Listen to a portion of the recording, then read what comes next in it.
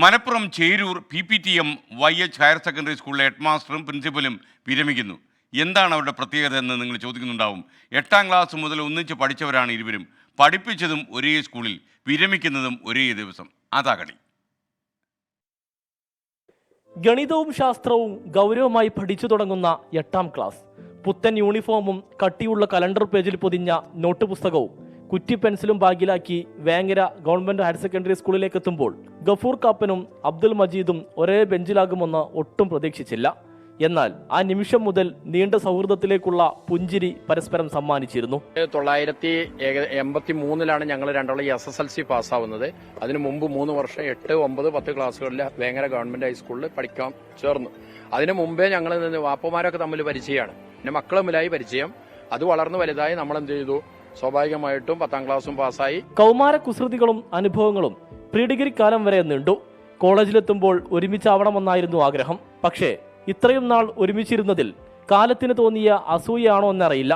PG പഠനകാലം ഇരുവരെയും പറിച്ചു നട്ടു. PGക്ക് ഞാൻ കോഴിക്കോട് ഫാറൂഖ് കോളേജിലാണ് പഠിക്കാൻ പോയത്. അതുപോലെ തന്നെ ഗഫൂർ MES മണ്ണാർക്കാട് കോളേജിലാണ്. സത്യത്തിൽ ഞങ്ങൾക്ക് ഒരു വിഷമം ഉണ്ടാക്കിയ സംഭവമാണ് ഒരു വിരഹ ദുഃഖം.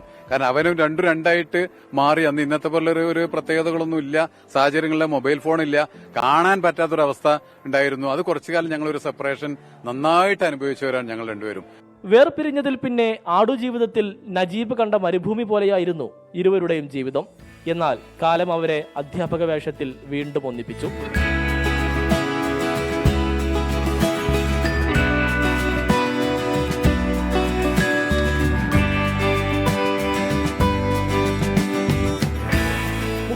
വർഷത്തെ അധ്യാപന ജീവിതത്തിനൊടുവിൽ ഇരുവരും കലാലയ മുറ്റത്തു നിന്ന് പടിയിറങ്ങുകയാണ്.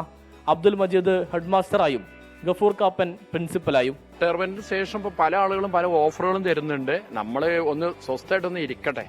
എനിക്ക് മക്കളൊക്കെ കെട്ടിക്കാനും, ഒരു മോൻ കല്യാണം കഴിക്കാനായി, ഒരു മോളെ കല്യാണം കഴിപ്പിക്കാനുണ്ട്.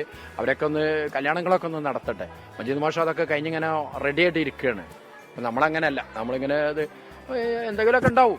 ദുഃഖവും സന്തോഷവും തമാശയും പരസ്പരം പങ്കുവെക്കുന്ന ഈ നല്ല സൗഹൃദം ഇനിയും തുടരും.